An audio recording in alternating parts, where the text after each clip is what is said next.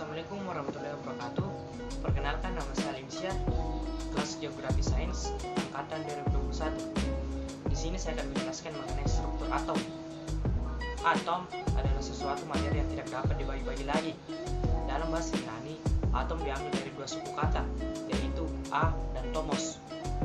A yang berarti tidak dan tomos berarti terbagi. Nah, atom adalah dasar dari sebuah materi atau penyusun dari sebuah materi, di mana atom memiliki inti yaitu neutron dan proton dan awan elektron yang mengelilingi inti atom. Untuk perkembangan teori atom sendiri, ada 5 teori yang paling terkenal, dan kelima teori tersebut saling menyempurnakan, di mana ada teori Dalton, teori Thomson, teori Rutherford, teori Niels Bohr, dan teori mekanika kuantum. Menurut Dalton, atom berbentuk bola pejal yang tidak bermuatan, di mana setiap unsur terdiri atas partikel yang tidak dapat dibagi-bagi. Atom-atom dari suatu unsur yang sama memiliki sifat yang sama, sedangkan atom dari unsur yang berbeda mempunyai sifat yang berbeda. Atom dari suatu unsur tidak dapat menjadi atom unsur lain. Reaksi kimia hanya menata ulang atom. Atom tidak dapat dimusnahkan atau diciptakan. Atom-atom dari dua jenis unsur atau lebih bergabung menjadi senyawa. Adapun kelebihan dari teori atom Dalton yaitu dapat menjelaskan hukum kekeralan massa dan dapat menjelaskan tentang hukum perbandingan tetap. Sedangkan kelemahannya, ternyata atom bukanlah partikel-partikel terkecil. Atom dari suatu unsur yang sama dapat mempunyai massa yang berbeda, merupakan pengertian dari isotop. Atom suatu unsur dapat diubah menjadi unsur lain melalui reaksi nuklir. Beberapa unsur ternyata tidak terdiri dari atom-atom, melainkan terdiri dari molekul-molekul. Misalnya pada senyawa kompleks, tidak dapat menjelaskan sifat kelistrikan suatu zat dan tidak dapat menerangkan cara atom-atom itu berikatan.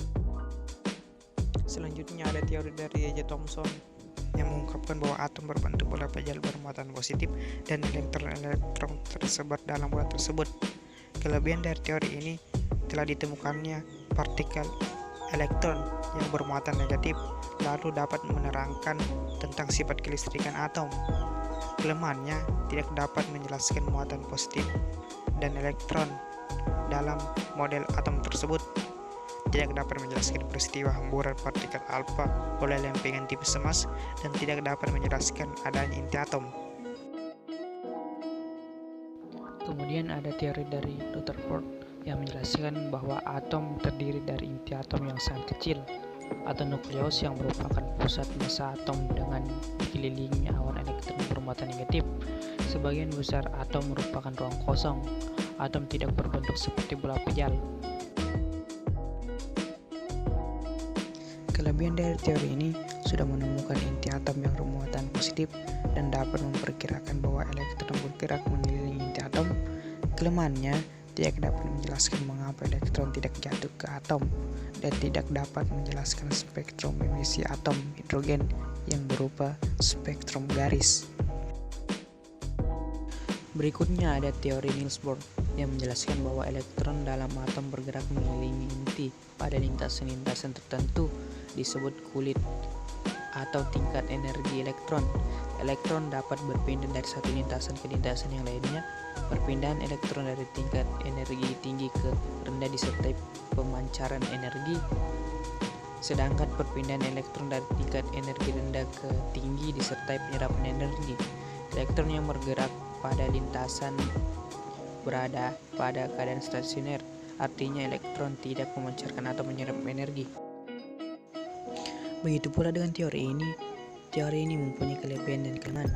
Kelebihannya dapat menerangkan spektrum emisi atom hidrogen, dapat memperkirakan bentuk lintasan elektron mengelilingi inti atom, dapat menerangkan secara matematis tentang energi ionisasi atom hidrogen, dapat digunakan untuk memperkirakan sifat keperiodikan unsur-unsur. Kelemahannya hanya sesuai untuk atom hidrogen, sistem satu proton dan satu elektron, akan tetap tidak dapat menjelaskan spektrum ion atau atom yang berelektron banyak. dan tidak dapat menjelaskan terjadinya efek Siemens. Berikutnya yang terakhir ada teori mekanika kuantum yang diperkenalkan oleh Schrödinger dan Heisenberg. Mereka berpendapat bahwa atom tidak dapat ditentukan posisinya secara pasti, namun posisi elektron dapat diprediksi melalui peluang keberadaan elektron dan daerah yang memiliki peluang yang besar disebut orbital.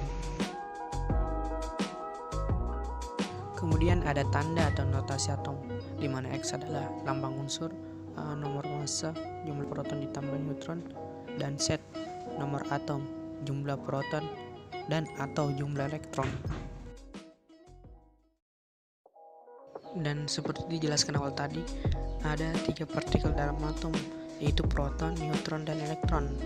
Proton bermuatan positif terletak pada inti atom, neutron tidak bermuatan terletak pada inti atom, dan elektron bermuatan negatif terletak pada kulit atom. Kemudian ada yang dinamakan isotop, isobar, dan isoton, di mana isotop adalah unsur-unsur sejenis yang memiliki nomor atom sama tetapi memiliki massa atom berbeda.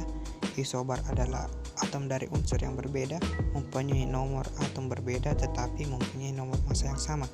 Isoton adalah atom dari unsur yang berbeda, mempunyai nomor atom berbeda dan nomor massa yang berbeda. Massa atom berbeda tetapi mempunyai jumlah elektron yang sama.